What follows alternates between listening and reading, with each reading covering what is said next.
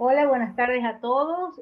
Damos comienzo en el día de hoy a la jornada de Derecho Concursal bajo la dirección de la profesora doctora Norma Álvarez, que es encargada de la Cátedra de Derecho Concursal y Cambiario de la Facultad de Derecho de la Universidad Nacional de Córdoba. Tenemos como invitados en esta jornada académica, invitado especial, el doctor Flavio Orlando Ruzón.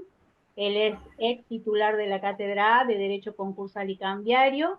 Va a abordar el tema acuerdo preventivo y extrajudicial. También tenemos como invitado al doctor Luis Facundo Ferrero, que él va a abordar el tema de verificación de crédito.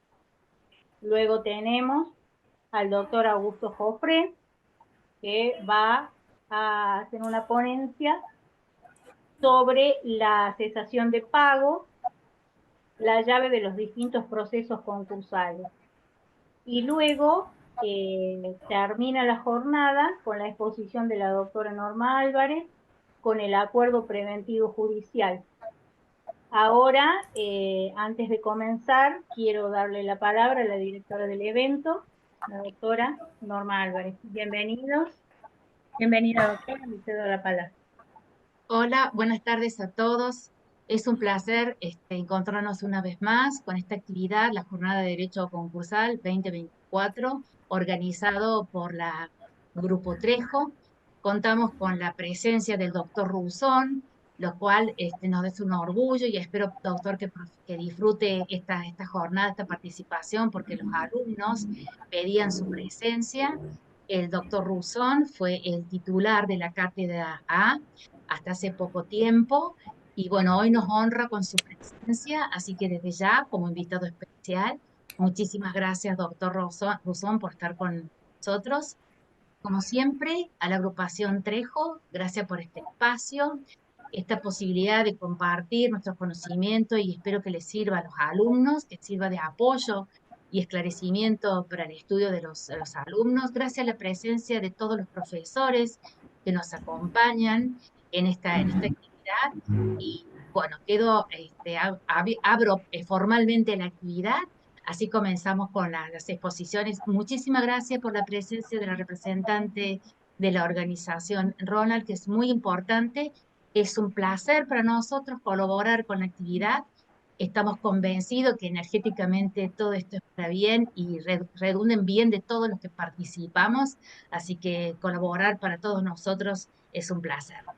Muchas gracias a todos por su presencia y comenzamos la actividad si les parece bien.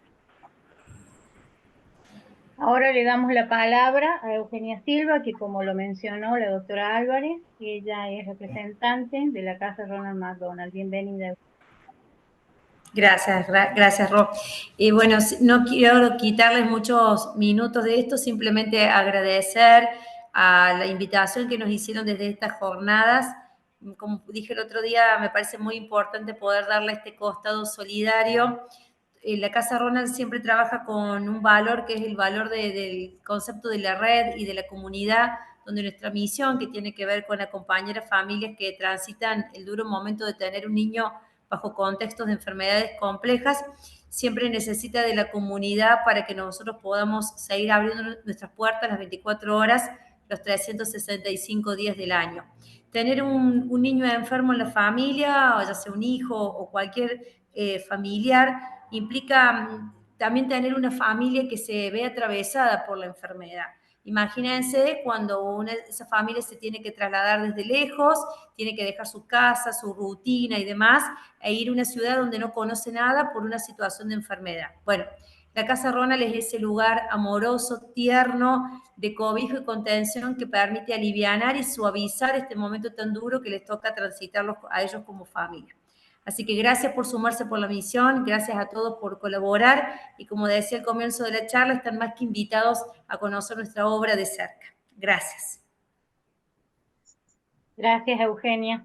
Un Ahora placer. le damos la bienvenida y le cedemos la palabra al profesor Oscar Augusto Jofre, que como ya lo mencionáramos, va a abordar el tema de la cesación de pagos, la llave de los distintos procesos concursales. Bienvenido, profesor. Buenas tardes, muy bien, ¿cómo les va? Bueno, directamente, como habíamos ya aclarado, tengo un punto de vista didáctico fundamentalmente, dado que entiendo que esto va dirigido hacia alumnos y participantes. Entonces, sin mucha introducción, estamos obviamente hablando de la ley 24.522 para que vayan teniéndola presente como número a retener por parte de los alumnos. Y voy a introducirme directamente con el artículo primero, título primero, principios generales, que para los profesores tal vez lo habremos visto varias veces. Artículo primero tenemos cesación de pagos. Es el tema que intento desarrollar y me permito leerlo. Es el estado de cesación de pago, cualquiera sea su causa y la naturaleza de la obligación a la que afecte. Es presupuesto para la apertura de los concursos regulados en esta ley. Aquí este artículo nos habilita algunas palabras, como ser palabra presupuesto, nos habilita la palabra Estado, que ya la misma ley nos lo va determinando, y nos aclara que es para solucionar cualquiera sea la causa o la naturaleza de la obligación que afecta. Bien, con esta introducción, digamos, legal, plantearía ya los hechos concretos que vendrían a ser una realidad económica. Y quisiera determinar puntualmente de que de lo que tenemos que estar atentos, tanto profesores, alumnos y entiendo que también los jueces, es que de quien estamos hablando es del patrimonio. Lo que la ley mira es el patrimonio. Normalmente citamos el obligado, el deudor, el acreedor, y estamos atendiendo a personas. Pero la ley, obviamente, su direccionamiento con estas soluciones concursales, que son muchas, pero fundamentalmente nos manejamos en forma introductiva el concurso preventivo y la quiebra. Dos soluciones que nos aporta la ley con dos finalidades absolutamente, si bien son concomitantes, una lleva a una dirección de conservar el patrimonio y la otra, la quiebra, es de liquidarlo por ser absolutamente una realidad de insolvencia. Y aquí mencionamos una palabra importante que es la insolvencia, que la teoría siempre marcó de que el concurso preventivo con la cesación de pago está manejando o tratando de resolver un problema de insolvencia si lo miramos desde el punto de vista económico.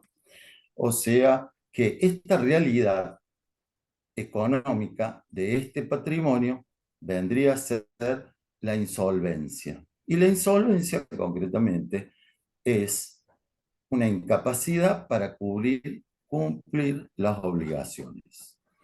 Bien, esta incapacidad para cumplir con las obligaciones es la que nos plantea a la sociedad y a la ley un problema sin salida, porque hay un patrimonio que al ser insolvente no puede cumplir con sus obligaciones. Cuando hablamos de obligaciones es muy importante que tengamos presente que las obligaciones son, si no puede cumplir, son obligaciones insatisfechas, son lo que da el espacio para que reconozcamos que hay un acreedor y también, desde el punto de vista subjetivo, hay un deudor. Pero lo que está ocurriendo con el patrimonio, que al incumplir, ocurre que se produce un desequilibrio en las prestaciones. Hay alguien que no está cumpliendo la prestación. Entonces, esto nos determina, desde el punto de vista jurídico, un problema que no tiene solución y entonces, al tener este problema de este patrimonio insolvente que no le alcanza los fondos, las disposiciones para hacer frente a sus obligaciones, la ley nos da una solución. ¿Cuál es la solución? abrir a través de la llave, que es la cesación de pago, una solución, supongamos, preventiva. Concurso preventivo lo podemos abrir a través de una solución. Bien, pero si no nos está alcanzando el patrimonio, no se va a poder satisfacer todas las prestaciones. Va a haber prestaciones que no van a quedar satisfechas. Entonces, ¿qué problema se le plantea a la justicia conmutativa, al derecho común? Porque no hay forma, no alcanza. Entonces, la ley nos resuelve el problema acudiendo a la justicia distributiva. Entonces, a través de la justicia distributiva, sí se puede dar una solución a un problema que aparentemente lucía totalmente imposible. ¿Qué es lo que vendría a significar? Dejar el derecho común, darle a cada uno lo suyo. Si alguien debía, por decir, 3 motos, y para cumplir su obligación tiene que entregar las 3 motos. Así simplificando la cosa. Pero si realmente están faltando los elementos para cumplir la obligación, el derecho concursal nos trae una solución a través de la justicia distributiva y lo obtenemos a través del resarcimiento. Es decir, que no le vamos a poder dar las prestaciones que estaban pactadas o acordadas, sino que la justicia nos va a permitir, de alguna forma, compensar, reparar con algunos valores económicos. Que eso vendría a ser un concepto interesante para considerar que es el resarcimiento. O sea que es una reparación, una compensación con valores económicos para obtener que un nuevo equilibrio, que era el que se había perdido. Porque cuando tenemos un deudor, está rompiendo el equilibrio en las relaciones. Entonces, roto el equilibrio, lo solucionamos como con la justicia distributiva. Y entonces, ¿a qué viene? ¿Cómo enganchamos las soluciones concursales? Porque para que podamos aplicar una solución concursal, necesitamos recurrir a la cesación de pago. ¿Y qué es la cesación de pago? Es la cara jurídica de la insolvencia, que era la cara económica de ese mismo problema. Bien, entonces, a través del resarcimiento me permito dar un concepto muy rápido de la justicia distributiva para que, si alguien lo quiera retener, lo puede hacer. Entiendo que la justicia distributiva nos está otorgando derechos a resarcir cada derecho subjetivo que trae cada acreedor. Explico, no es una definición conceptual, sino fundamentalmente práctica. O sea, cada acreedor concurre al concurso ¿con qué? Con un derecho subjetivo. Pues no va a poder ser cubierto. Entonces, la justicia distributiva me permite, a través del resarcimiento, dar a cada uno lo suyo. No, eso era la justicia común. Eso no va a poder ser. Entonces, le va a dar a cada derecho subjetivo, le va a permitir resarcirlo, compensarlo, recuperarlo. Conclusión, entre todos los acreedores, de haber muchos, que lo normal es que exista gran cantidad de acreedores, van a tener que soportar proporcionalmente las pérdidas. Como pérdidas, sí, parcialmente va a haber parte de las prestaciones que no van a ser satisfechas, que las podemos denominar pérdidas. Entonces, el derecho concursal, el concurso preventivo, me va a permitir, a través de un acuerdo, llegar a otorgarle una solución tanto en el derecho subjetivo de acuerdo a la calidad y cantidad de cada derecho subjetivo. Para eso va a haber que estar. Esto que parece un poco teórico y como no asentado a la práctica, bueno, lo tenemos concretamente como solución cuando el juez, abriendo una solución concursal, permite lograr este resarcimiento. Ok. Ahora, para eso tiene que encontrar que ese patrimonio se encuentra en cesación de pago. Y es lo que trataríamos de explicar. Yo ahora les doy un concepto también tomado en base de Yadarola, que obviamente me he permitido como darle algunos aspectos prácticos o directamente desde el punto de vista didáctico. Diría para los alumnos es un presupuesto objetivo que la cesación de pago. ¿De dónde tomo la palabra presupuesto? Del artículo 1, que nos hablaba del presupuesto. Entonces, tenemos que como requisito para la solución concursal hay un presupuesto. Bien, entendamos qué es lo que viene a ser un presupuesto. Esto, yo, como hay profesores oyéndome, reitero que es para los alumnos. El presupuesto es son elementos o pautas esenciales previas. Es obvio, claro, es un presupuesto, pero hay mucho alumnado que piensa en otra cuestión cuando hace un presupuesto.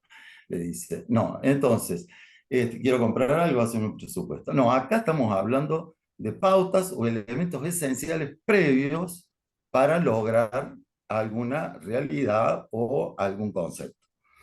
Tenemos teorías amplias para las soluciones, para la cesación de pago, y hay teorías simples, antiguas, que decían, hay un incumplimiento suficiente, lo podemos, más insolvencia, estamos con una cesación de pago. Hay otras teorías que nos hablan de varios incumplimientos, o sea, si tenemos varios incumplimientos, tenemos una alternativa de abrir a través de la cesación de pago una solución concursal. No es la que adhiere la cátedra ni la recepción amplia, no es esto, sino es la que el mismo artículo nos da cuando nos dice que la cesación de pago es un estado del patrimonio. Entonces, tendríamos aquí que entender qué debemos comprender por estado. Es sencillo, cuando hablamos de estado, nos estamos refiriendo, técnicamente decimos, porque se prolonga en el tiempo. En la práctica, para que se entienda sencillo, un estado febril es una situación que se prolonga en el tiempo. No es un pico, ni por muy grave, ni por sencillo, sino que se prolonga en el tiempo. Entonces, si se está prolongando en el tiempo, tenemos un estado. Entonces, si el patrimonio tiene un estado, quiere decir que se prolonga en el tiempo. Algunas veces los alumnos preguntan, bueno, una semana, 15 días, no, no es cuestión puntual de tiempo, sino que justamente es la situación que se prolonga en el tiempo y que queda a criterio del juez. De acá ya podemos empezar a explicar y sostener que quien maneja todo el proceso es el juez, en cabeza del tribunal, es su señoría quien va a dar lugar a todas las alternativas. Y la primera alternativa es entender que un patrimonio, al cual a través del artículo 11 se le ha demostrado que está en cesación de pago, el juez entiende que está en cesación de pago, entonces abre la solución concursal. Doy el concepto. Cesación de pago es el estado del patrimonio que se encuentra incapacitado para hacer frente a sus obligaciones vencidas, líquidas y exigibles. Con lo de exigibles me tomo de Yadarola. Pero entonces, obligaciones vencidas, líquidas y exigibles, ¿con qué no puede hacer frente a el patrimonio? Con la parte del patrimonio normalmente realizable. Repito, estado del patrimonio que se encuentra incapacitado para hacer frente a sus obligaciones. Cuando decimos obligaciones, estamos hablando de las prestaciones insatisfechas, vencidas, líquidas y exigibles. ¿Con qué con la parte del patrimonio que normalmente utiliza, realiza para cumplir sus obligaciones. Vamos explicando por parte y luego después me puedo permitir presentarles un pequeño cuadro que creo que les va a terminar de aclarar a todo el mundo a través de un dibujo, como se usa ahora, entender algo que pueda llegar a parecer teórico. Estado patrimonial ya lo hemos estado tratando de facilitar, qué es lo que debemos entender. El patrimonio se encuentra el patrimonio imposibilitado de hacer frente a sus obligaciones vencida. ¿Qué es vencida? Vencido es el vencimiento es un acaecimiento, es una fecha. O sea, la obligación vencida es que le ha acaecido, le ha ocurrido un hecho previsto. La clave es hecho previsto. Entonces, cuando tenemos un hecho previsto como pauta o fecha, si llega ese hecho previsto, podría ser el 15 de agosto, podría ser la Navidad, entonces tenemos alguna situación, ya estamos al 16 de agosto o al siguiente de Navidad, estamos con un acaecimiento de una obligación vencida. El otro requisito es líquida. Exigimos, o el juez requiere, no exige, requiere que esa deuda esté expresada o esté determinada en forma líquida. Y líquido quiere decir que está en un monto, determinado en un monto. Y ese monto tiene que ser determinado, un número, tal vez un pagaré por 20.000 pesos, es un monto determinado, no hay de qué dudar, o determinable con sencillas operaciones matemáticas. Quiere decir que si no tenemos un monto, pero si es determinable con sencillas operaciones matemáticas, entonces estamos obteniendo también ese requisito de que la obligación vencida sea líquida. Y por último, también tenemos que sea exigible. Exigible debemos entender, y esto no suelen expresarlo cuando llega el momento de los exámenes. Exigible es una obligación que ya no requiere ningún paso, ni judicial, ni extrajudicial, para obtener el cumplimiento de la prestación. Quiere decir que quien está accionando ya ha dado todos los pasos, o los tiene dado, otorgados por la ley, judiciales y extrajudiciales, para obtener la prestación de esa obligación pactada. Ahora me permitiría, porque ya el tiempo nos está corriendo, mostrarles, ponerles en pantalla ese cuadro que les había mencionado. Ahí estamos, ¿sí? Y entonces, yo suelo explicarlo con este cuadro, el problema en el caso del patrimonio, porque suelen no terminar de entender lo del patrimonio. Entonces, acá tenemos en este cuadro, que es como un rectángulo doble, en donde está el patrimonio. Y el patrimonio, ya todos lo saben, pero bueno, aunque sean alumnos de quinto año, está integrado por bienes y está integrado por derechos. ¿Estamos? Y también está integrado por deudas. Y hay deudas futuras y hay deudas vencidas. Ya hemos explicado lo que es vencida. Entonces, en este patrimonio encontramos que tenemos deudas futuras que van a vencer tal vez el año que viene o dentro de varios meses, y hay deudas que ya le ha ocurrido el acaecimiento del hecho previsto y está vencida. ¿Y con qué vamos a hacer frente a nuestras obligaciones? Estoy pensando que soy una sociedad o que soy una persona física. Ahí lo tenemos. Los presupuestos subjetivos son personas físicas, el Estado, personas jurídicas o personas en que el Estado integra parte de ellos. Este patrimonio tiene bienes y tiene derechos, correcto. También tiene deudas, muy bien. Tiene deudas vencidas. ¿Con qué vamos a hacer frente a las obligaciones vencidas, líquidas y exigibles? Miren, con el patrimonio, son depósitos, dinero en efectivo, con el patrimonio normalmente realizable, que son los ingresos que ese patrimonio tiene, diríamos, mes a mes o de periodo en periodo, con las rentas que tenga, con las ganancias. Ahora, ¿qué le ocurre a este patrimonio? Ay, miren acá estas como dos orejas, les está faltando, no tiene con qué hacer frente a este triángulo, porque el patrimonio normalmente realizable son estos dos. Quiere decir que el tamaño de la deuda vencida queda impaga, no se puede hacer frente. Entonces, vamos, este es como si fuera un cuadro colgado muy pesado, a presupuesto objetivo, que ya hay algunos autores que no hablan que ya es un presupuesto objetivo, sino que hay una realidad mixta, pero bueno, eso lo dejamos. Todo está colgado de este clavo que mantiene toda la solución concursal a través de un presupuesto objetivo que lo acabamos de explicar. ¿Quién me lo soluciona? La justicia distributiva. El derecho concursal a través de la justicia distributiva. Y todos estos soluciones, ¿cómo las logro? A través de tres principios que ni el derecho concursal lo cuida.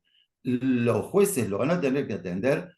La justicia distributiva la podemos utilizar siempre y cuando estemos respetando los tres principios básicos del derecho concursal, que es la paridad, la par condicio creditorum, que es la universalidad referido al patrimonio, todo el patrimonio tiene que quedar afectado a esta solución, porque si no estamos burlando a la paridad, y todos los acreedores, la colectividad, principio de colectividad, tiene que tener posibilidad de acceder a la solución concursal. Si concurre o no, ya es una cuestión individual y de circunstancias. Con estos tres principios, más este presupuesto objetivo de la cesación de pago, más para solucionarles desde el punto de vista subjetivo a estas personas, obtendríamos una solución concursal a través de la justicia distributiva. Creo que más o menos estamos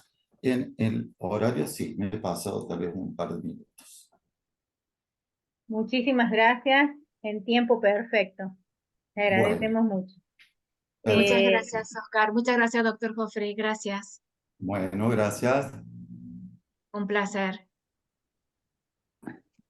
Le damos la bienvenida al doctor Flavio Ruzón, que él va a abordar el tema de acuerdo preventivo extrajudicial. Un minuto, no presentamos el currículum del doctor Ruzón. Perdón. Faltó también el doctor Joffrey. Mil disculpas. No, no hay ningún problema. Mil disculpas. ¿Lo va a presentar usted, doctora?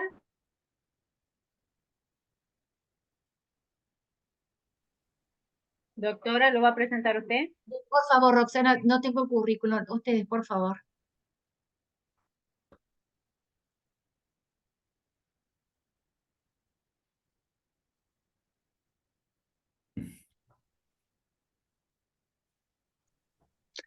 Lo dejamos el currículum para otro momento, no hay problema. Bueno, Se nos pasó. sí, no hay problema. Vamos al tema concretamente. Vamos a hablar... Bueno, le agradezco, sí. Ahora Sí, cuando usted termine lo presento. no hay problema. Sobre el acuerdo preventivo extrajudicial. Y el día 20 de junio de este año se van a cumplir 5 años de la Directiva de la Unión Europea 1023 sobre la reestructuración de pasivos. Hago mención a esto porque la Unión Europea, a través de esta directiva que va hacia los países signatarios, está buscando dar normas que permitan a esos países buscar una solución extrajudicial a los problemas de la insolvencia o de problemas anteriores a la insolvencia, como son las dificultades económicas. En nuestro país no existe algo similar. Lo más próximo es esto, el acuerdo preventivo extrajudicial, que tuvo su génesis o antecedentes en la ley 23.917, por allá en años anteriores, que no dieron ningún tipo de solución o fueron signadas por el fracaso, en definitiva, no tuvieron aplicación. Recién en el año 2002, con la ley 25589, por la crisis del año 2002, aparece estructurado este mecanismo que intenta buscar una solución para las empresas que están en cesación de pago o en crisis patrimonial.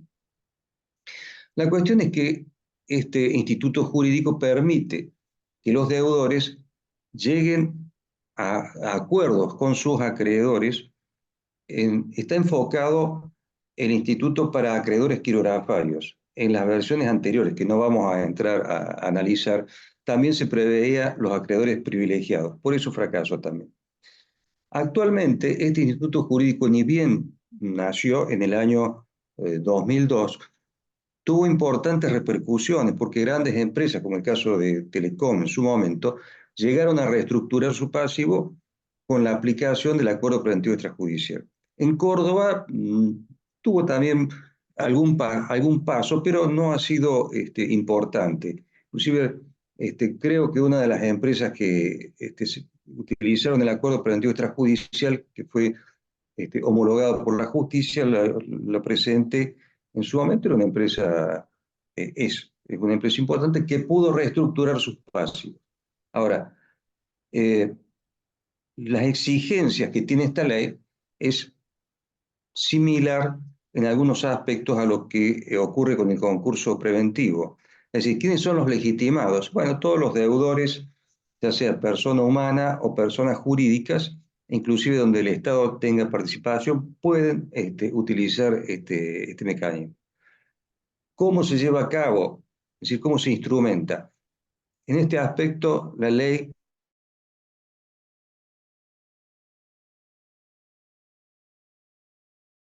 para que las partes se pongan de acuerdo, y la realidad es que puede haber más de un instrumento, es decir, un acuerdo entre el deudor con los acreedores. Puede haber muchos instrumentos, muchos acuerdos, porque no es limitativo. Inclusive el deudor podría hacer categorías de acreedores y llegar a acuerdos con ellos. Lo importante es que se llegue a un acuerdo entre el deudor y esta colectividad de acreedores. El instrumento tiene que tener las firmas certificadas por escribano, solamente por escribano, no podemos ir al policía de la esquina a decirle que nos certifique. Y todos los instrumentos que acreditan las personerías de los participantes también tienen que estar incorporados en el instrumento y certificados por escribano. Lógicamente que una vez que se ha llegado a este acuerdo entre el deudor y los acreedores, lo que se va a buscar es cierto grado de oponibilidad. Para ello se requiere de la homologación judicial. Entonces, el deudor que ha llegado a este tipo de acuerdo con los acreedores puede presentarse ante el juez, que es el mismo juez con competencia para los asuntos concursales que prevé el artículo 3, solicitando la homologación de este acuerdo preventivo extrajudicial. A partir de su homologación se va a convertir estrictamente en un acuerdo judicial, ¿no? Los efectos van a ser los mismos. Entonces, esta documentación identificada por contador público, contador público, no escribano, contador público. Y tiene que presentar, en primer lugar, un estado de situación patrimonial. Cuando decimos estado de situación patrimonial, lo señala así la ley, tiene que tener un inventario del activo y una nómina de acreedores. No es solamente un totalizador de activo y pasivo, sino que tiene que estar perfectamente discriminado. Inclusive, tiene que presentar una nómina de acreedores, detallando el nombre del acreedor, el domicilio, la causa, el vencimiento, si se ha producido o está por producirse. Lógicamente que la ley no habla de privilegio porque esto es para acreedores quirografarios. Y también en esa nómina de acreedores, en esa lista de acreedores, hay que establecer la cantidad de acreedores que han suscrito el acuerdo o los acuerdos sobre el total del universo de acreedores registrados que tenga el deudor. Para corroborar que sea mayoría. ¿Cuál es la mayoría? mayoría absoluta de acreedores que representen las 2/3 partes del total quirografario computable. Recuerden que acá no hay síndico, no estamos judicializados todavía, es decir, no se abre un procedimiento para que haya verificación de créditos, sino que directamente toda la exposición que haga el deudor, por eso se exige la certificación, es lo que va a tener en cuenta el juez para homologar o no este acuerdo. Es más, en algunos casos se ha propiciado la designación de algunos peritos o inclusive el sorteo de algún síndico de la lista para corroborar que los datos sean los que señala el deudor. También en la presentación deben señalarse cuáles son los juicios en trámite y es importante también la posibilidad suspensiva de los juicios de contenido patrimonial.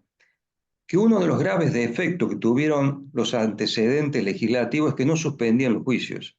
En este caso, sí se suspenden. Anteriormente era con la presentación del APE, el Acuerdo Preventivo Extrajudicial, y como hubo algunas maniobras, entonces se decidió, legislativamente por supuesto, que la suspensión de las acciones de contenido patrimonial ocurran a partir de la publicación de edictos, cuando se ordena la publicación de edictos. Y está esto vinculado con el artículo 21, es decir, cuáles acciones de contenido patrimonial se suspenden. Las ejecuciones, pero no se suspenden clásicamente cuando haya expropiación, etc. Pero tampoco se suspenden los juicios de conocimiento. Hablemos de juicios ordinarios, ¿no es cierto? Los juicios de conocimiento se suspenden y queda la posibilidad para el acreedor de continuar el proceso singular o presentarse y pedir su incorporación en el acuerdo preventivo extrajudicial, que creo que no lo va a hacer nadie, pero la posibilidad está. Igualmente, las ejecuciones prendario hipotecario de garantías reales no se suspenden porque no están abarcadas por el acuerdo preventivo extrajudicial. Ahora, si formulada la presentación, el juez le da trámite y ordena la publicación de edictos, bueno, a partir de la última publicación de edictos existe la posibilidad de ciertas oposiciones.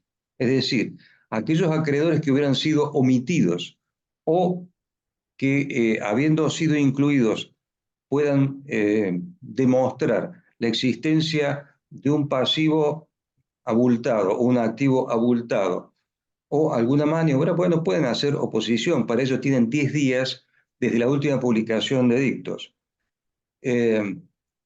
Entre paréntesis, señalo que algunos jueces, cuando se presentaban las oposiciones, daban el trámite de incidente, artículo 280 y siguiente, lo cual es, digamos, es incorrecto, ya que lo que prevé la ley, que son 10 días para formular las oposiciones, y en su caso el juez puede abrir a prueba por 10 días, es para darle celeridad al trámite, no perturbarlo con incidencias. Pero bueno, entonces, diligenciadas estas pruebas, eventualmente, el juez se va a expedir por la homologación o no de este acuerdo preventivo extrajudicial.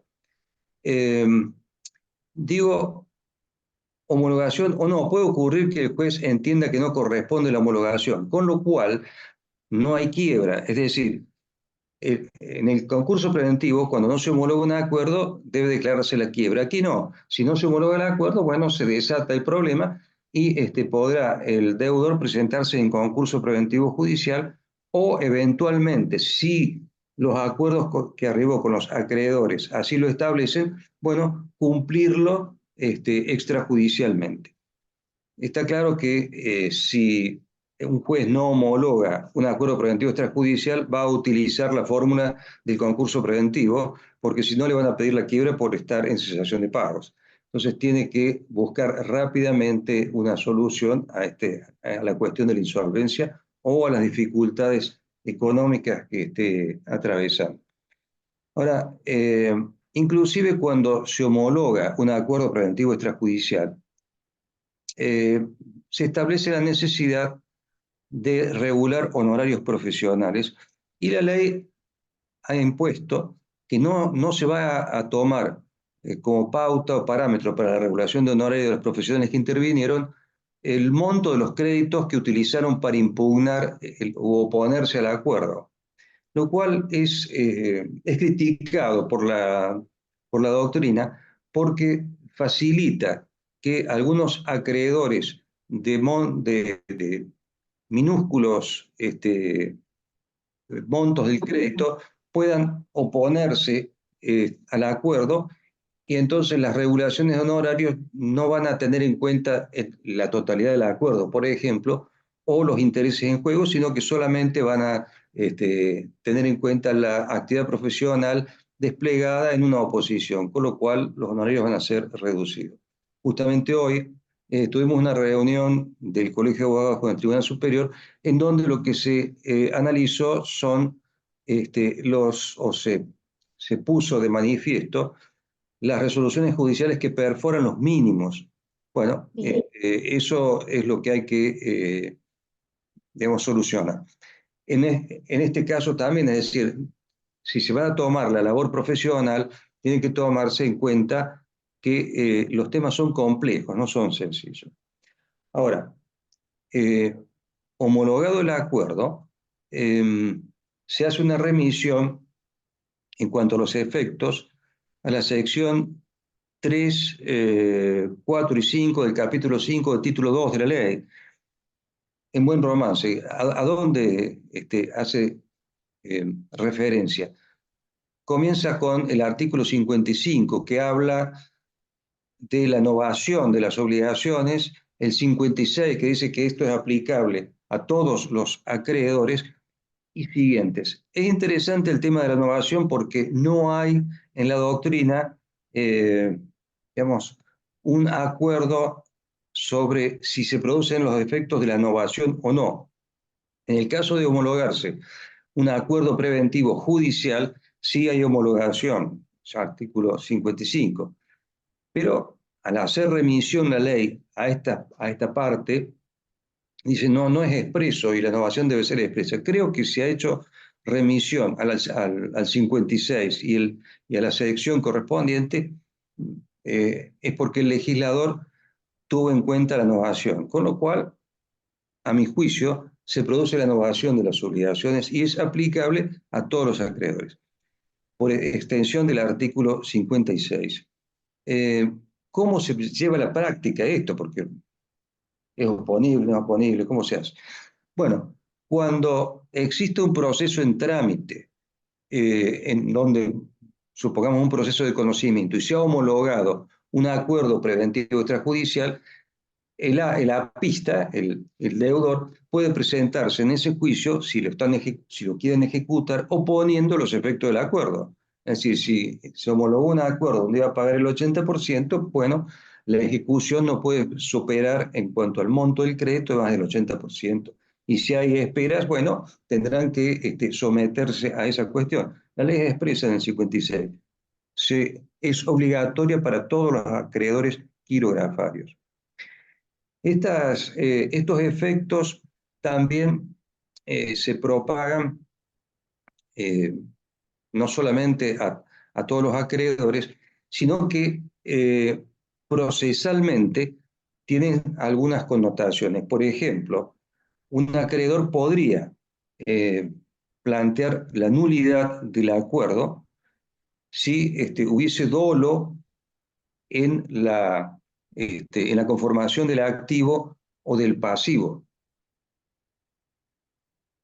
Cuestión que puede plantearse dentro de los 6 meses de homologado el acuerdo, ¿no? Ahora, si está homologado este acuerdo, se generan, ya dijimos, los mismos efectos que se generan con la homologación de un acuerdo judicial, con lo cual el incumplimiento de este acuerdo lleva a la quiebra. Ahora sí, es decir, si no se homologa este acuerdo preventivo extrajudicial, queda en eso, no hubo homologación. Pero si se homologó y después hay incumplimiento, cualquier acreedor que esté comprendido en el acuerdo puede peticionar la quiebra del deudor, o inclusive el propio deudor, si manifiesta que no está en condiciones de cumplir el acuerdo, bueno, se declarará la quiebra. Este es un instituto jurídico que lamentablemente no está siendo muy usado. ¿Por qué? ¿Cuál es la explicación? Si ustedes observan o tienen posibilidad de ver las presentaciones en concurso preventivo, van a encontrar que los pasivos fiscales son altos. AFIP, renta, municipalidad no tanto, pero AFIP fundamentalmente representa un porcentaje bastante importante del pasivo en los concursos que se van presentando.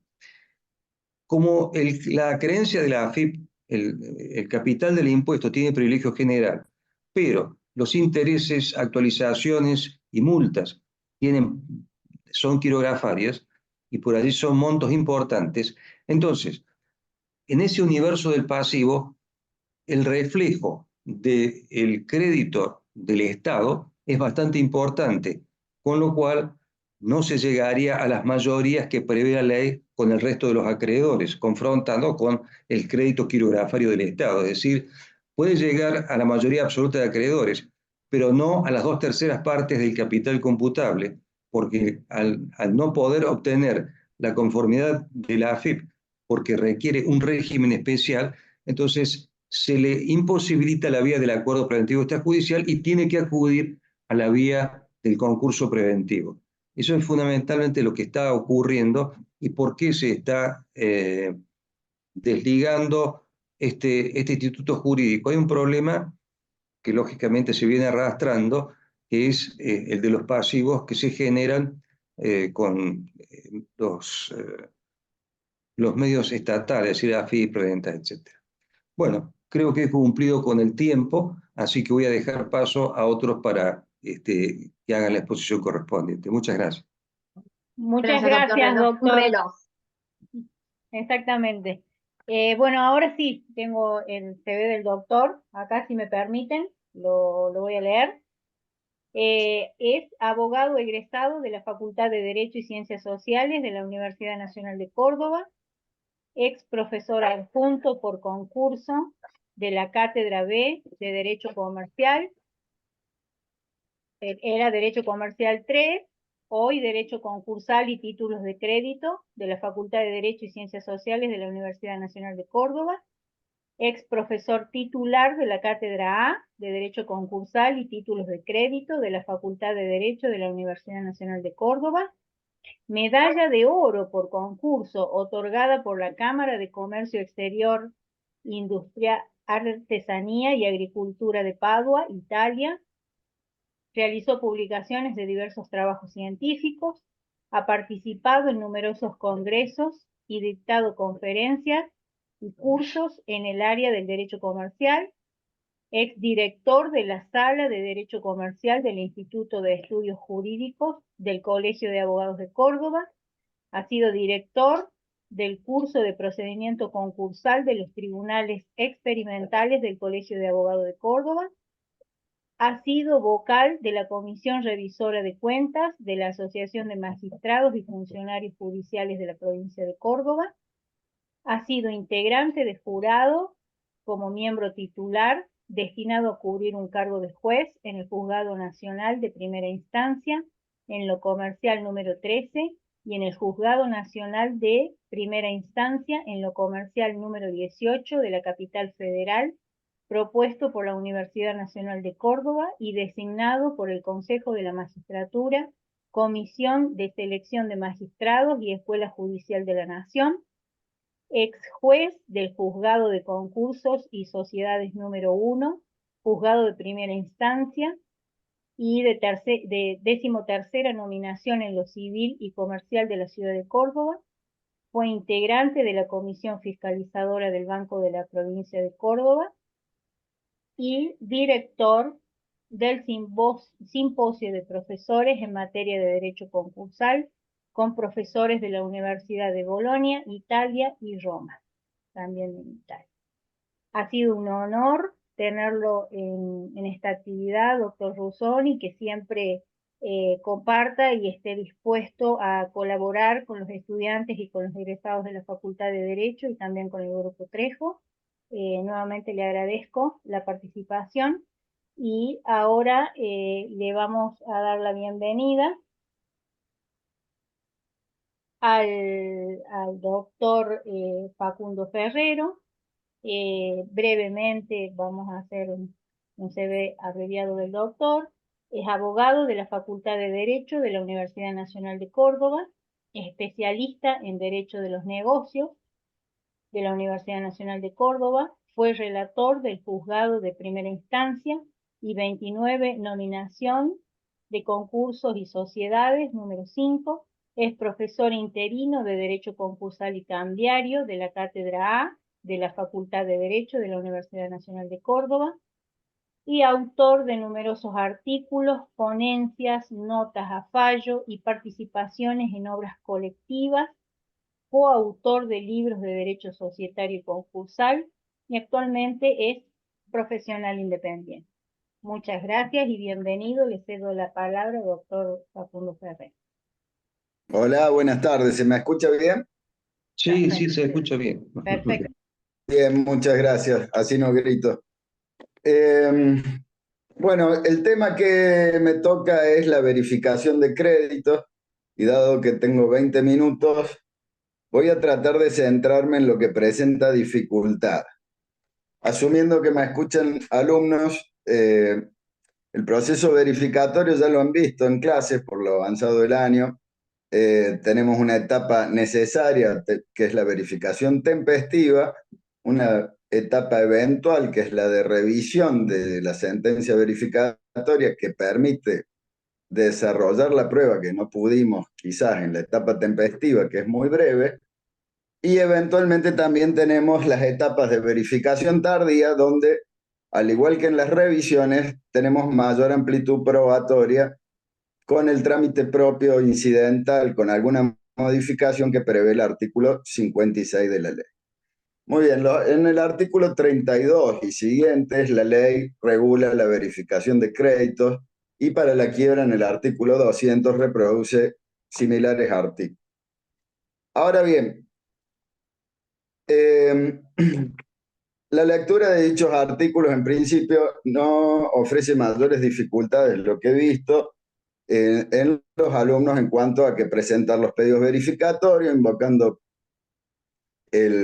la causa, monto y privilegio del crédito, pagando el arancel, que es el 10% del salario mínimo vital y móvil, con alguna excepción, los efectos de la presentación de ese pedido, que es una verdadera demanda, que interrumpe la prescripción, que impide la caducidad del derecho o de la instancia. Luego siguen la posibilidad de control multilateral, o sea, las observaciones que hacen el propio deudor o los coacreedores, por eso control multilateral, de los créditos presentados, para que el síndico, que tiene facultades de investigación limitadas, generalmente las compulsas que pudiera realizar en la contabilidad del deudor y eventualmente de los acreedores, no es una pericia contable, sino simplemente unas compulsas que pudiera realizar, emita su informe individual aconsejando la verificación o el rechazo de estos créditos al juez, que dicta una sentencia. Lo he hecho muy breve y rápido, suponiendo que lo pueden estudiar de los artículos 32 y siguientes. Y para hacer hincapié en lo siguiente, tan rápido como lo dije, tan rápido es ese procedimiento, carente de posibilidades probatorias amplias. Por ende, la ley prevé un recurso anómalo contra la sentencia verificatoria, que es el recurso de revisión, donde se interpone con la posibilidad de ofrecer la prueba que no pude valerme en la etapa tempestiva. Muy bien. Ahora bien, vamos a lo que quiero dar de clase o que me interesa venir. Es lo siguiente, la ley pide que todos los acreedores de causa o título anterior y sus garantes se presenten al síndico invocando causa, monto y privilegio. Y de seguido dice acompañando los títulos justificativos. Muy bien. Entonces, ¿vamos a invocar causa, monto y privilegio o necesitamos además justificarlo? En el derecho, como regla, no basta con la invocación de un derecho, sino que debemos acreditarlo. Eso en principio no presenta mayores dificultades cuando hablamos de créditos instrumentados en títulos que en sí mismos expresan la causa. Si traemos como título verificatorio un contrato de mutuo o un contrato de compraventa, o así no haya contrato, las facturas y los remitos respectivos, no tenemos dificultad en cuanto a la invocación de la causa.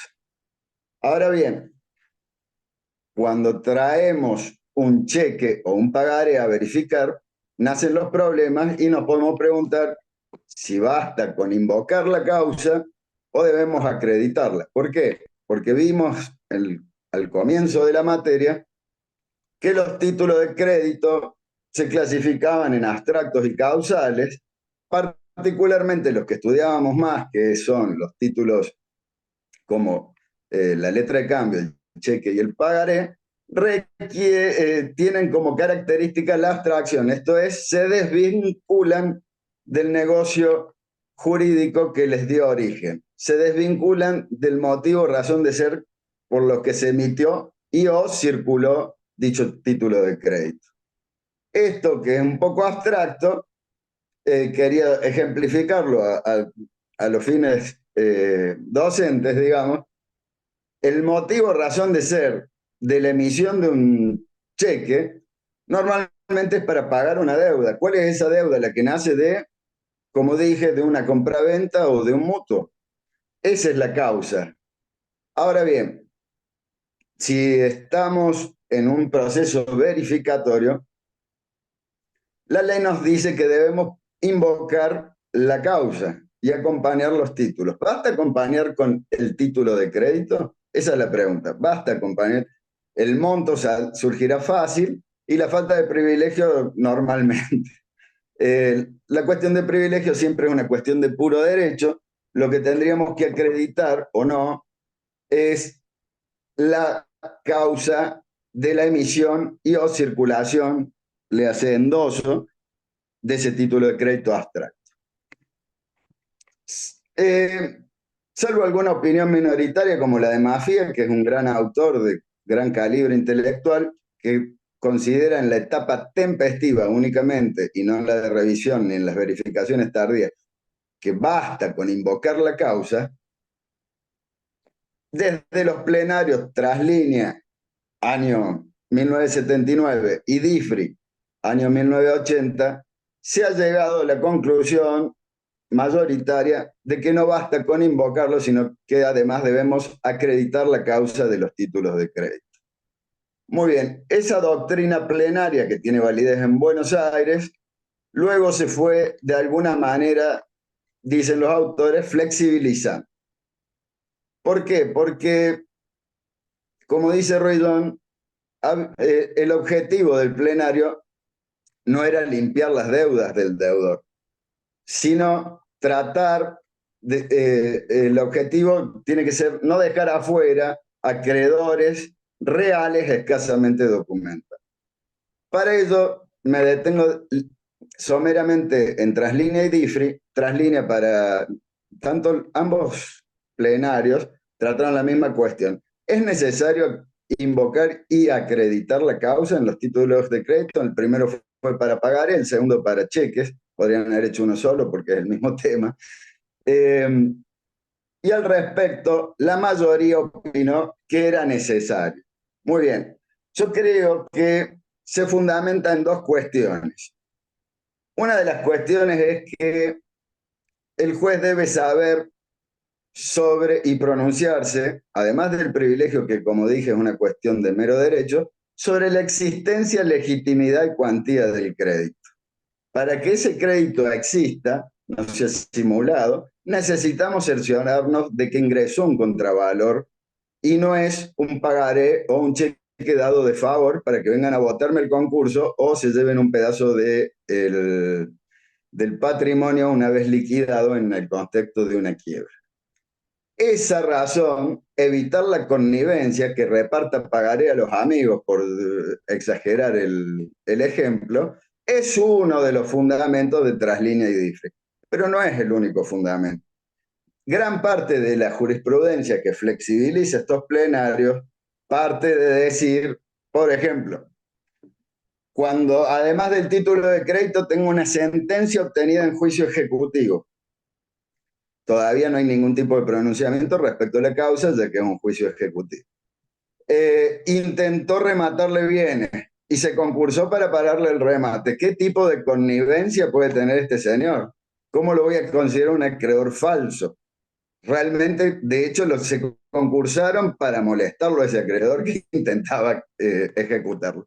Muy bien, esa opinión jurisprudencial, a mi criterio, es insuficiente, porque tiene otra línea argumental, tanto Traslínea como DIFRI, que atiende a algo que, si bien no es una verdad absoluta, ya ha sido receptado por la jurisprudencia de la Corte y en numerosos dictámenes del fiscal ante la Corte, y en la misma se sienta que el proceso verificatorio que estudiamos, que es un proceso necesario para ingresar al pasivo, no se puede cobrar por fuera del concurso, típico, pues está arreglado en la ley de los artículos 32 a siguientes, que permite la insinuación en el pasivo de todos los acreedores de causa de título anterior a la presentación en concurso.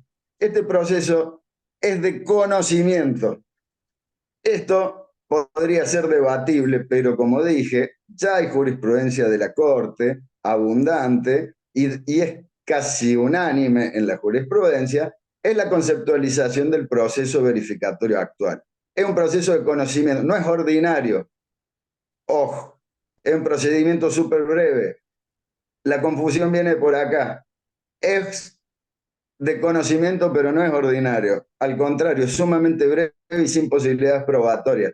No puedo acompañar al título de crédito, por ejemplo, mails y chat que tengo que peritar, porque no hay pericia posible en la etapa tempestiva. Tendré que esperar a la revisión o a la verificación tardía en su caso. Entonces, este procedimiento, si bien es breve, la doctrina habla de una cognitio sumaria. Sumaria porque es breve y cognición porque se tiene que pronunciar el juez sobre la existencia del crédito y el título de crédito abstracto no me da ninguna certeza de la existencia del crédito. Si no tengo certeza, no lo puedo dejar entrar al pasivo, no lo puedo dejar votar en igualdad de condiciones. Por ende, el fundamento esencial de los plenarios es que conozcamos por qué se libró, por qué adquirí ese título o por qué me lo endosaron, que es lo único que puedo probar, pues no puedo probar por qué lo libró el concursado si me lo endosaron ulteriormente, sabré por qué me lo endosó mi endosante inmediato. Debo probar por qué lo tengo y si existe, y eso va a permitir que el juez diga, me pronuncio y considero suficientemente acreditada la existencia, legitimación y cuantía del crédito, que es lo que pronuncian los jueces de primera instancia. Me pronuncio sobre la existencia, legitimidad y cuantía. Además de su graduación, la cuestión privilegio o no, que es de mero derecho, como lo he reiterado durante esta charla. Entonces, ¿qué sucede? La aplicación férrea de estos plenarios se ha ido flexibilizando, sin duda alguna, pero no han perdido vigencia. ¿Qué es lo que quiero decir con esto? Como dije, citando a Ruiz-Doan, para no dejar fuera acreedores reales escasamente documentados que solo tiene el pagaré. Si tiene solo el pagaré, ¿cómo hace para acreditar la causa? Y bueno, tengo unos chats, tengo un mail, tengo una complementación razonable. ¿No la puedo peritar? Y no la vas a peritar. Habrá que ver si el juez te admite o no. Yo soy partidario que uno debe invocar la causa y tratar de acreditarla hasta donde pueda acreditarla en esa etapa tempestiva con los medios documentales, que es lo único que puedo tener en esa etapa tan breve. Eventualmente le pido al síndico que compulsen la contabilidad mía y en la del concursado para que vea la realidad del negocio. Pero eso es toda la posibilidad probatoria. Entonces, para seguir con el lineamiento, la interpretación que se tiende a buscar flexibilizadora no es que no hay que acreditar la causa, es que a la causa podamos conocer con una complementación probatoria razonable, adecuada, que nos lleve al juez o a la convicción de que esa causa existe y es legítima. Una adecuada complementación probatoria. No es que no hay que probarla, hay que probarla. Algunos jueces dicen, no hace falta una prueba plena.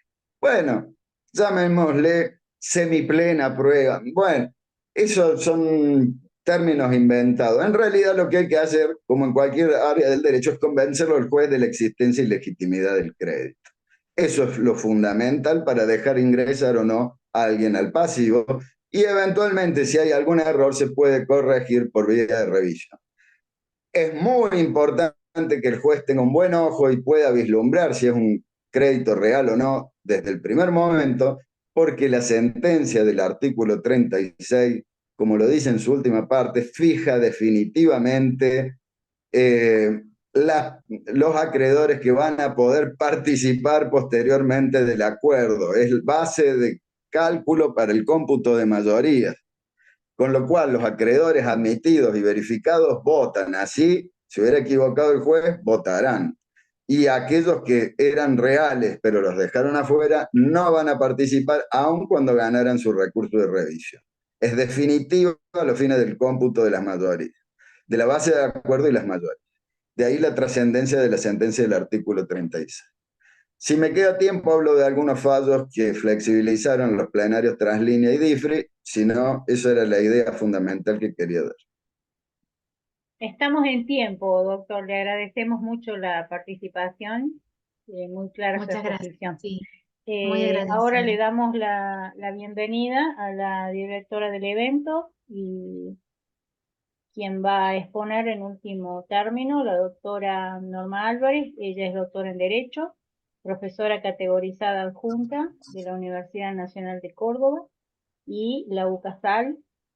También es funcionaria judicial, es directora de proyectos de investigación y cuenta con publicaciones, ponencias y obras publicadas. Bienvenida, doctora, le doy la palabra.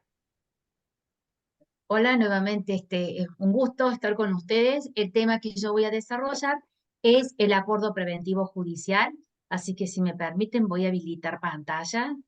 A ver si me sale. Voy a colocar un PowerPoint. Aquí estamos.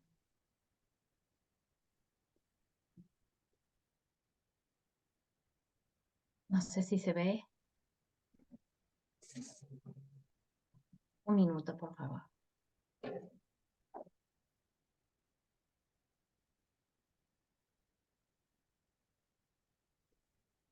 ¿Lo ven?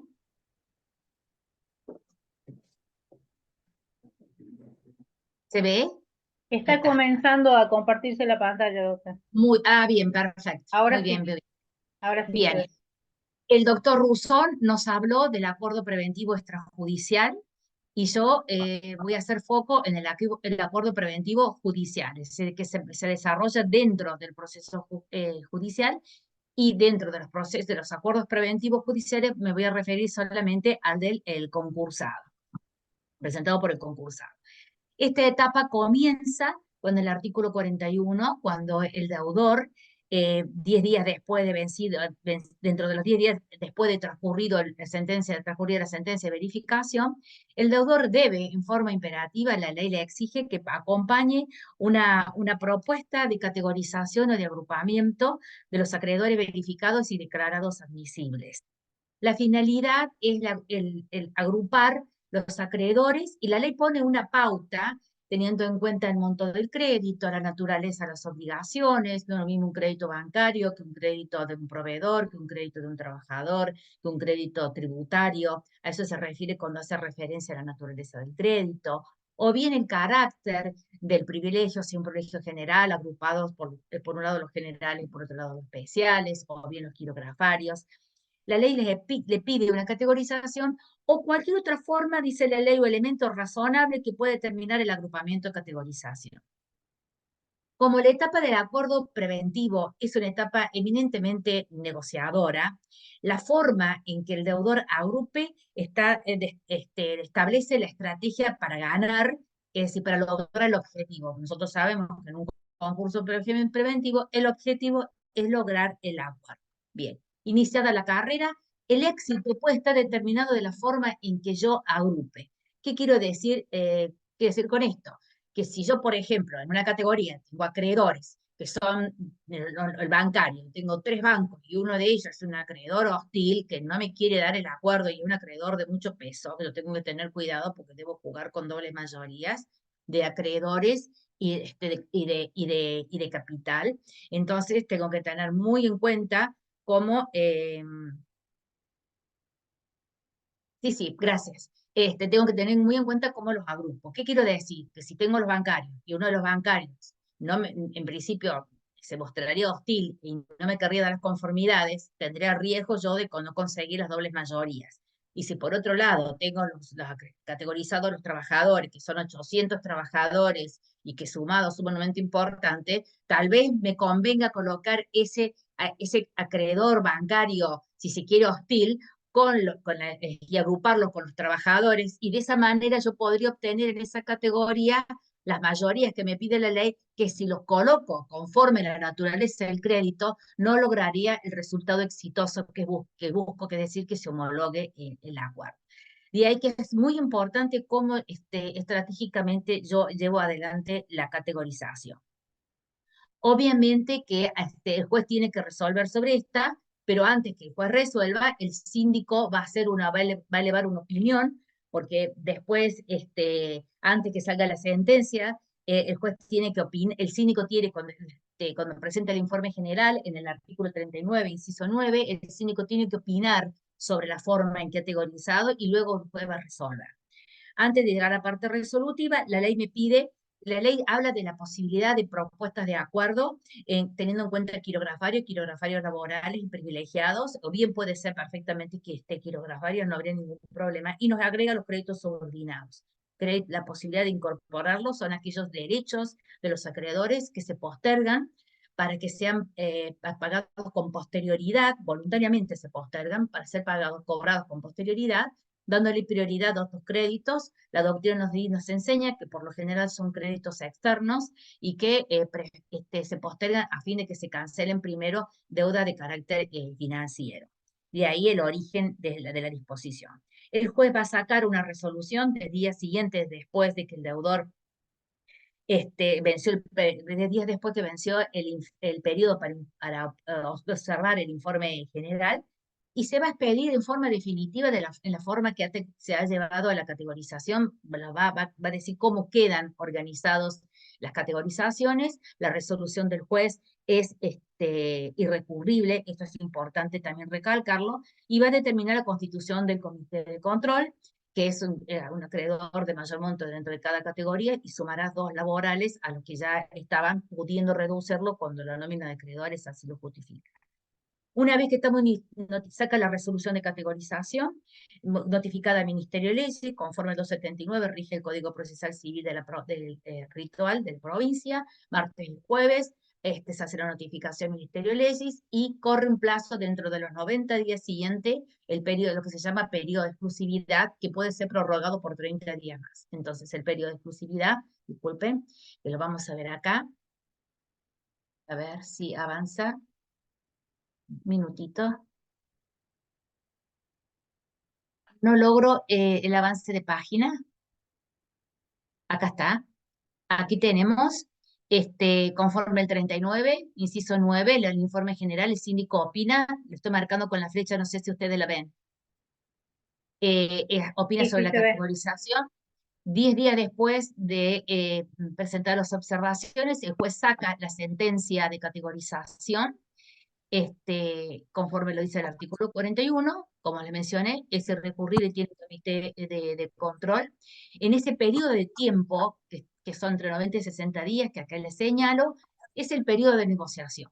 muy discutido en la ley 19.551, que era marcadamente oficiosa y publicista. Acá se transparentó todo con la 24.522 y se permite que el deudor directamente es libre de realizar y llevar adelante la negociación. Lo que siempre existió quedó blanqueado con la 24.522. Es una etapa dentro de la cual el titular del patrimonio tiene la posibilidad de hacer negocios con aquellos, o negociar, o lograr las conformidades, y para lo cual deberá hacer una propuesta de acuerdo con el fin de lograr las conformidades, con cada uno de los acreedores verificados y declarados admisibles.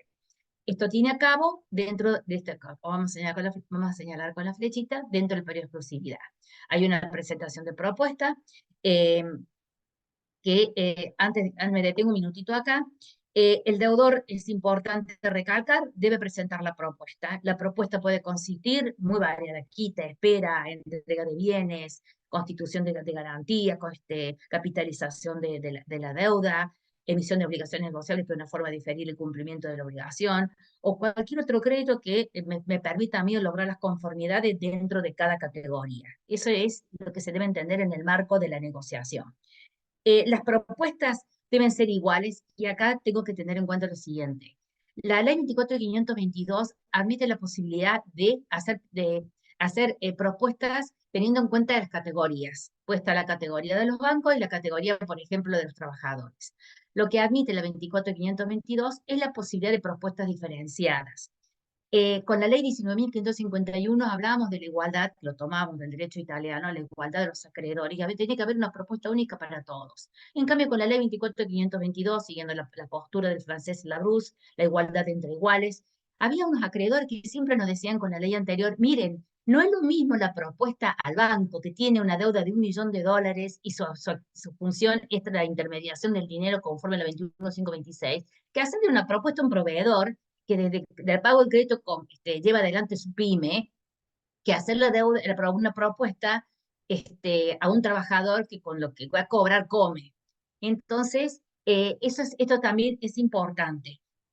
Las propuestas son diferentes, ya que se categorizan en cada uno, y la ley a su vez admite la probabilidad dentro de cada categoría ofrecer diferentes alternativas o propuestas. Por ejemplo, le pago del 100% de la deuda, se la paso en dólares y la pago con un 9%.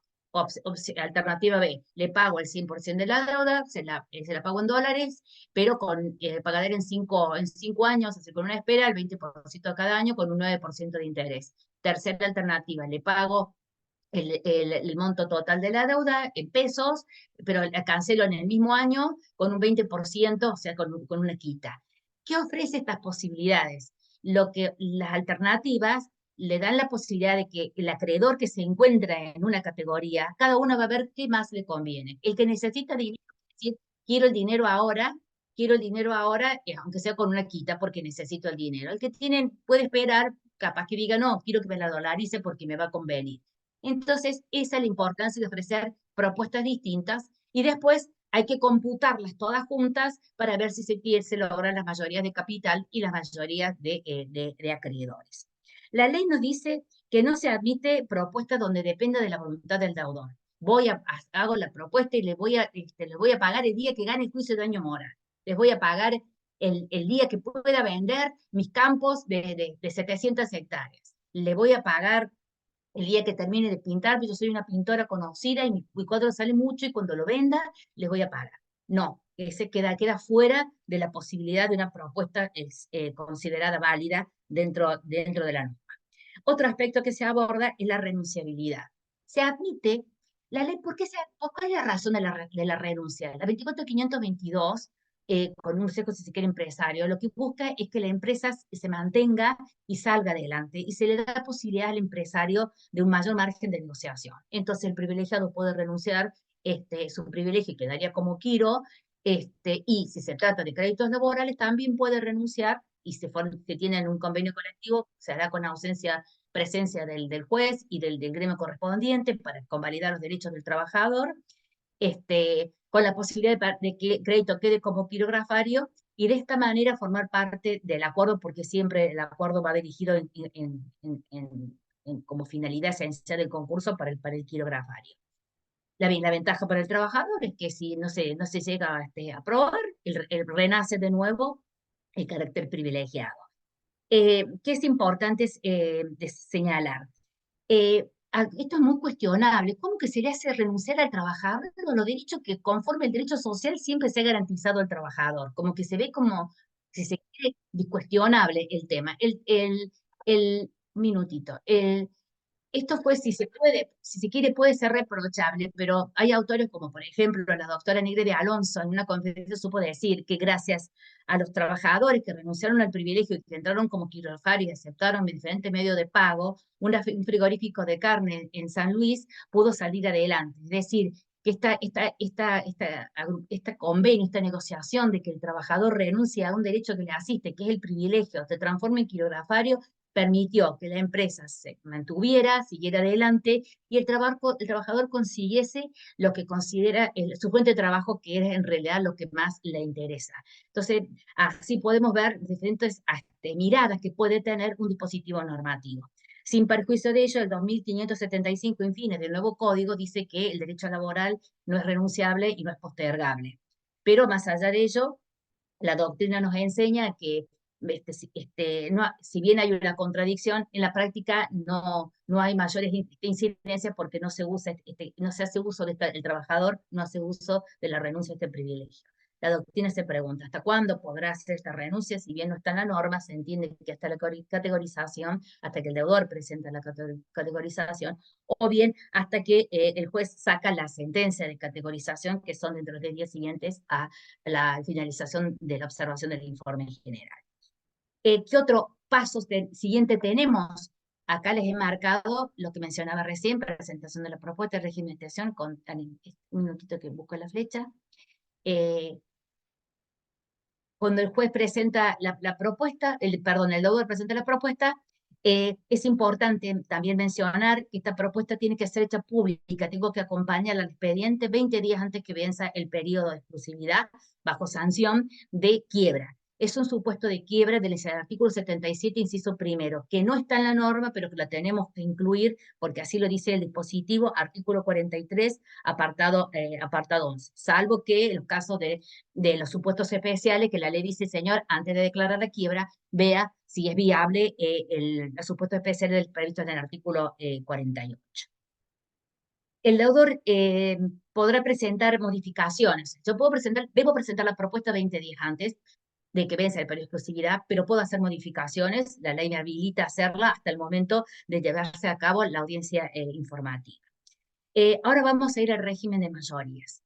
Yo puedo hacer propuestas para privilegiados y puedo hacer propuestas para quirografarios, pero en realidad la propuesta va para el quirografario. ¿Por qué? Porque si yo soy acreedor con privilegio especial, tengo un contrato de mutuo con garantía hipotecaria, un crédito con privilegio especial, yo no tengo por qué esperar propuestas ni que me hagan formas que me propongan nada, porque yo tengo la posibilidad de subastar el bien y cobrar el monto total del crédito, cobrar los gastos, etc.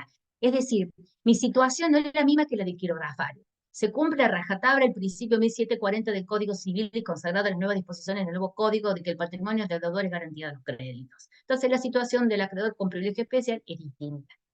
Siempre va a ser distinta. De ahí que la norma exija que para que le toque un acuerdo se requiere la unanimidad de los acreedores con privilegio especial. No. En cambio, los acreedores con privilegio general, las mayorías que también se exigen para los quirografarios. ¿Por qué digo que la propuesta va para el quiro? Porque si yo hago propuesta para privilegiado y no me logran el acuerdo y la logro en los quirografarios, no voy a la quiebra. Cuando no logro la conformidad de las mayorías exigidas con el crédito con privilegio y sí lo logro con el quirografario. Porque la ley da prioridad al acreedor al acuerdo con la propuesta o la viabilidad de las propuestas y el acuerdo con los quirografarios. Salvo que yo, deudora concursada, hubiese supeditado la aprobación del acuerdo con los quiro a que previamente el privilegiado me dé el acuerdo. De lo contrario, no afecta el acuerdo con los quirografarios. La ley nos dice que se deben presentar las mayorías hasta el día del vencimiento, prestando las conformidades, debidamente acreditada, debe ser por escrito, tiene que estar firmada, certificada por escribano o por autoridad judicial, y administrativa si se tratan de créditos de entidades entes públicos, nacionales, provinciales, municipales, bastará con la firma de la correspondiente administración. Se requieren las dobles mayorías. Muy cuestionado el tema de las dobles mayorías cuando salió la 24.522, porque Scuti decía, se perdió una magnífica oportunidad de poner solamente una mayoría. Al ponerle dos, se le hace muy difícil, como mencionaba recién el doctor Ruzón, tengo que lograr la mayoría de acreedores que representan la tercera parte de capital, y no siempre es fácil lograr las dos cosas en el intento de sacar la empresa adelante, teniendo en cuenta que uno de los principios rectores es la conservación de la empresa. Pero la ley 24.522 mantuvo el principio de la ley anterior, la 19.551, y pide mayoría absoluta de acreedores, que significan más del 50% de acreedores por cápita de acreedores, que representen a su vez las 2/3 partes del capital computable. Así debemos usar las mayorías. ¿Cómo se conforman estas mayorías? Créditos quirografarios verificados y declarados admisibles, los privilegiados que hubieran renunciado al privilegio y quedan como quiros, los acreedores admitidos como quirografarios que perdieron el privilegio y no iniciaron el correspondiente incidente de revisión, y quedan excluidos, estos son los que quedan excluidos, son los consortes, los parientes, porque en cuarto grado de afinidad, cuarto grado de consanguinidad, segundo de afinidad y por adopción, porque se entiende que va a votar a favor, esa es la razón, a favor del concursado, a favor de la propuesta, y lo que se trata es de evitar de que haya, esto es muy importante, evitar que haya manipulación de la propuesta por parte del concursado. Acá buscamos la verdad real, y el juez en eso tiene que ser celoso. No pueden participar los sesionarios que se hayan hecho la sesión en el último año, ni los socios ni los administradores que se encuentren en una situación de parentesco, como mencioné en el párrafo anterior, una situación similar al párrafo anterior. El deudor, además de la propuesta, como dice aquí en el cuadro, un régimen de administración. ¿Por qué le pide un régimen de administración? Por una sencilla razón. Si yo voy a lograr que yo soy la concursada y busco que los acreedores me den el ok, le digo, mire, voy a manejar así la administración, voy a manejar de esta manera los actos de disposición, para darle una garantía de la operabilidad, de cómo pretendo yo concretar el cumplimiento del acuerdo por el cual estoy pidiéndole las conformidades. Algunos autores profesores de sociedad dicen que es muy importante este aporte porque hace a la conservación de la empresa y tiende como a darles garantías. Si yo soy acreedora y tengo que ver si le doy la conformidad, me va a interesar ver cómo este señor piensa administrar la empresa de aquí en más. También se va a determinar, el deudor va a determinar la conformación del comité de control. ¿Por qué pongo definitivo? Porque va a ser el comité que va a controlar el cumplimiento del acuerdo. La etapa que sigue es la etapa correspondiente a la audiencia informativa. 5 días antes que vence el periodo de exclusividad, se tiene lugar la audiencia informativa. Si ya antes se lograron las conformidades, no hace falta la audiencia. Si no se lograron las conformidades conforme lo pide la ley, llega la etapa, la última instancia que tiene el deudor para intentar negociar o convencer los acreedores para que le cumplan, le den las conformidades.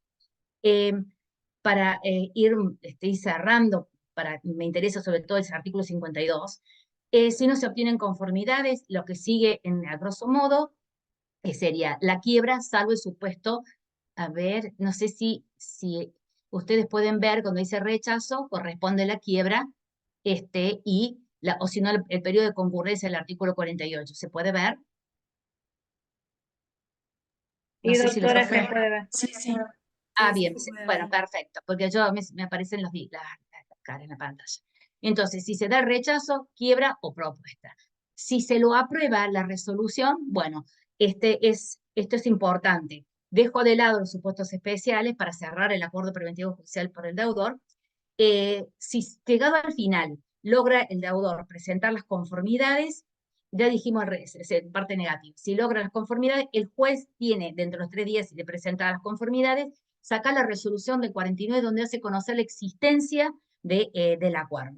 Después de ello, con notificada, que sale la resolución y notificada al Ministerio de Leyes, es martes y jueves me refiero, corren 5 días para hacer impugnaciones. Los sujetos legitimados que pueden impugnar este acuerdo son los acreedores con derecho a votos, los quienes hubieran deducido incidente que se hayan insinuado por la vía tardía porque no lo hicieron tempestivamente, o por no haber sido admitidos como quirografarios, pueden impugnar. Acá tengan cuidado. ¿Qué puedo impugnar? Se equivocó en el cómputo y cambia los resultados. El que vino que el acreedor no tenía acreditada la representación, y entonces hay un defecto serio de representación, exageración fraudulenta del pasivo, ocultación y exageración fraudulenta del activo, inobservancia de las formas, que en este caso, como dice la ley, lo pueden plantear solamente los que otorgan las conformidades. Acá rige el 180 del Código Penal, que no lo crean, que dice, será reprimido con prisión de 1 mes a 1 año el acreedor que consintiese en un concordato, convenio o transacción judicial en virtud de una connivencia con el deudor o con un tercero, por la cual hubiera estipulado ventajas especiales para el caso de la aceptación del concordato, convenio o transacción. Así que hay que tener cuidado las disposiciones de otros ordenamientos con relación a este tema. Si el juez hace lugar a la impugnación, quiebra o supuesto especial para sociedades SRL, sociedades anónimas, sociedades en Estado nacional, provincial o municipal, SEPAR, sociedades colectivas, entre los supuestos del llamado Crandall 48.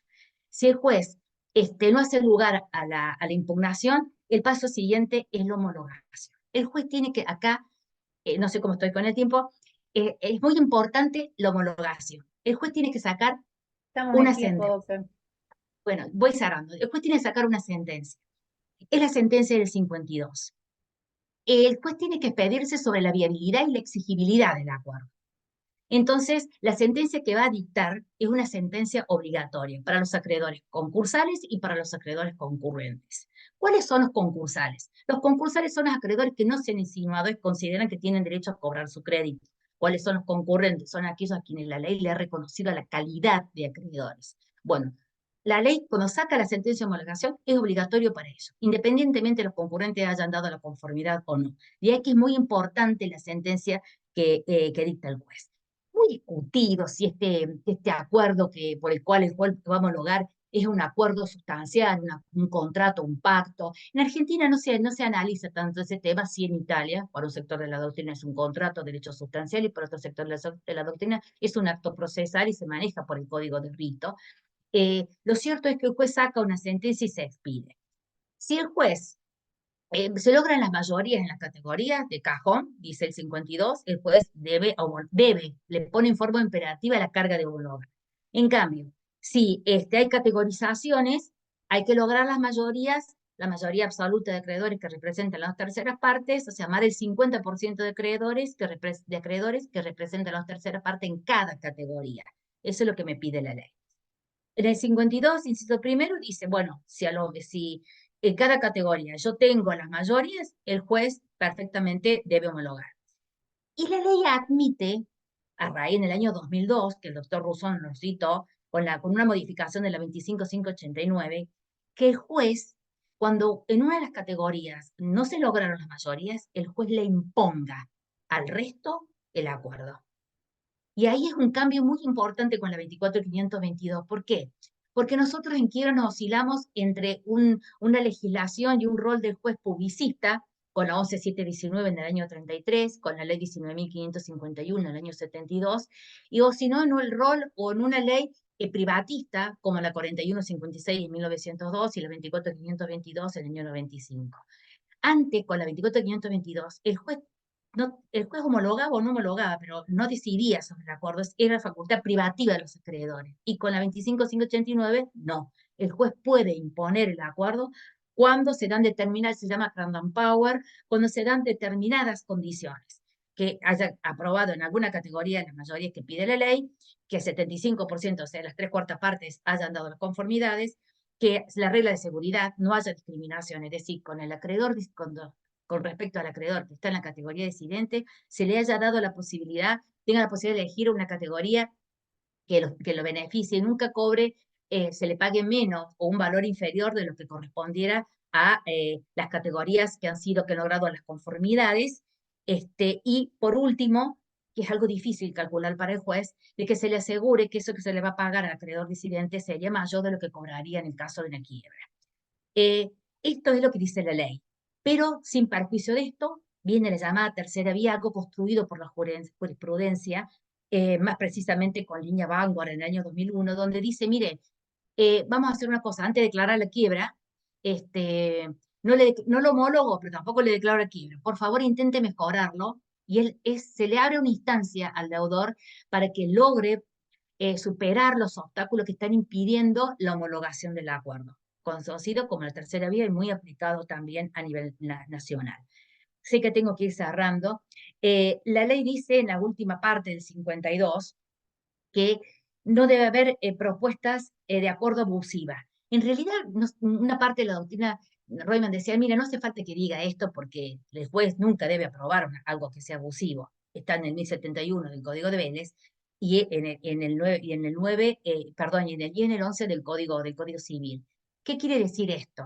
Que nunca el ejercicio de un derecho o el ejercicio de una obligación legal se puede basar en actos jurídicos o que conspire con la finalidad del ordenamiento jurídico. ¿A qué se refiere? Que nunca el deudor puede utilizar una herramienta jurídica para voluntariamente manipular los resultados y lograr el acuerdo. Vaya a mencionar a nivel de jurisprudencia Arcángel Mayo en el 2007 y Sociedad Comercial del Plata en el 2009. ¿Por qué? Porque se viola la igualdad de los acreedores, la par condición creditor. Para ir cerrando, ¿cómo estoy con tiempos? Ya estamos, doctora. Bien, perfecto. Dos cositas. La homologación es uno de los efectos del acuerdo y nos lo mencionó el doctor Rusón.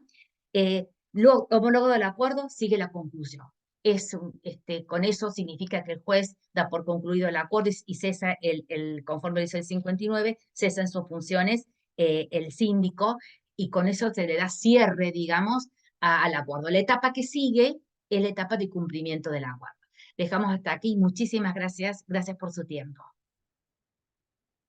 Bueno, muchas gracias y de esta manera concluimos la jornada de Derecho Concursal. Les agradecemos a todos, los docentes, los que expusieron, a los participantes, les agradecemos que hayan brindado su tiempo en esta tarde y de esta manera concluimos la jornada. Gracias a todos. Gracias a ustedes. Hasta pronto.